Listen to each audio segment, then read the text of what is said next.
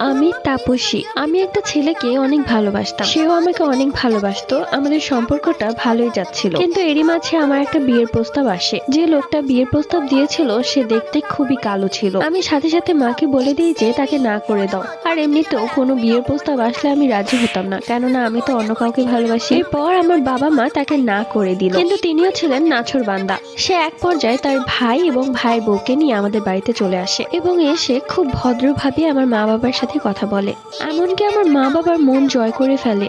আমার মা বাবা যেন মরিয়া হয়ে উঠলো সেই লোকটার সাথে আমাকে বিয়ে দেওয়ার জন্য। আমি নিজেই আমার মা বাবাকে চিনতে পারছিলাম না। আমার মা বাবা তো কখনো এরকম করার কথা না। তো এক পর্যায়ে তিনি খুব জোরাজোরি করতে লাগলো এবং বললো যে সামনের শুক্রবারই আমাকে বিয়ে করতে চায়। এত তাড়াহুড়ো করার জন্য আমি প্রচন্ড রেগে যাই। আমি মাকে বললাম যে মা, আমার বিয়ের সিদ্ধান্তটা কি আমি নিতে পারি না? কেননা সেই মানুষটার সাথে তো আমি সংসার করব। তাকে যদি আগে থেকে চেনা জানা নাই থাকে তাহলে আমি তার সাথে কিভাবে